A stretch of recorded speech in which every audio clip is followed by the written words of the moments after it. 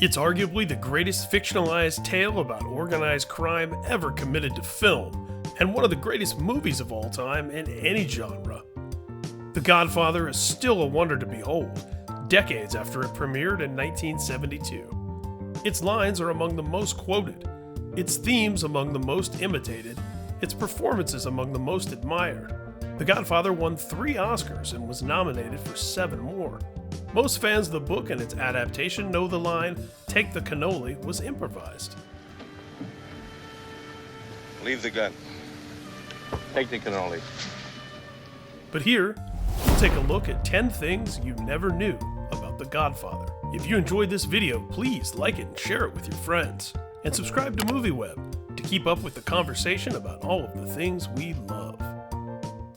Warren, Jack, and Dustin wanted offers they couldn't refuse. Warren Beatty, Jack Nicholson, and Dustin Hoffman are among the future film icons who auditioned, unsuccessfully, for The Godfather.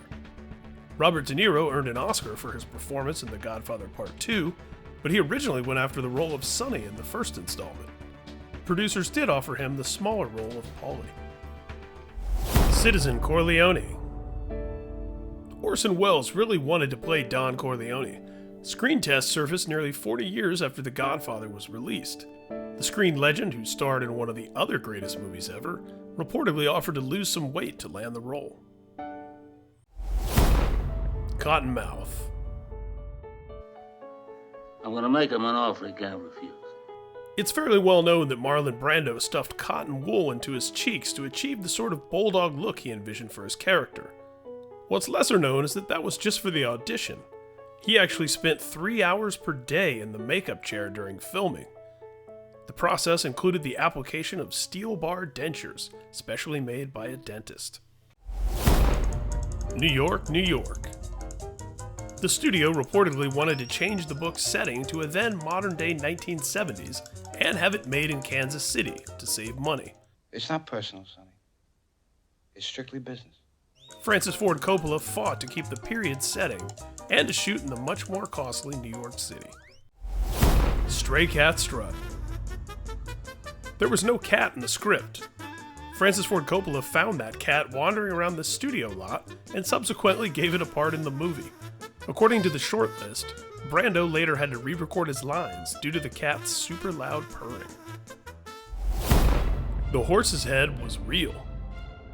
The fake horse head used in rehearsals for what became one of the movie's most famous scenes was replaced with the real thing in order to elicit a visceral reaction from the actor, which it did.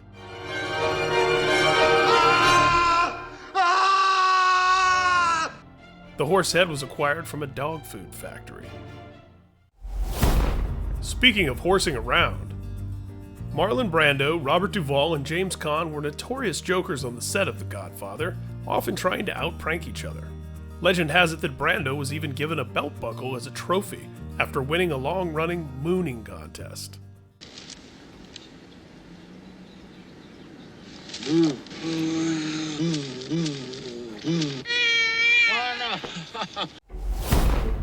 A family affair. Most fans know that, for better or worse, Sofia Coppola shows up in The Godfather Part 3. But Francis Ford's daughter is in the first movie as well, during the christening scene. The director's sister, Talia Shire, is in all 3 Godfather films. His father, whose piano work is in the movie, appears with his wife in one scene. Sofia Coppola, of course, went on to become an acclaimed filmmaker in her own right, responsible for well-received movies like Lost in Translation, The Virgin Suicides, and The Beguiled. A friend of ours. George Lucas assembled the mattress sequence using real crime scene photos for his pal Coppola, who had helped fund the future Star Wars creators' American Graffiti. I just saw a vision. Film historians have noted the similarity between the deaths of Luca Brasi in The Godfather and Jabba the Hutt in Star Wars Episode 6, Return of the Jedi. A lasting legacy. It's a nearly impossible task to summarize all of the glowing tributes to The Godfather found in pop culture, like the obvious nods in The Sopranos and beyond. We know this isn't so much an interesting fact, it's just something we'd like to mention. Some of our favorites are found in classic episodes of TV's Seinfeld, Kramer's Godfather. Godfather. Godfather.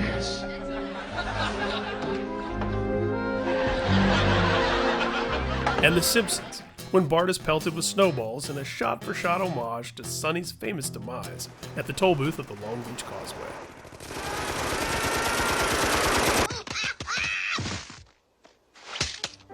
We hope you enjoyed this look at 10 things you never knew about The Godfather. If you enjoyed this video, please like it and share it with your friends. And be sure to subscribe to MovieWeb to keep up with the conversation about all of the things we love.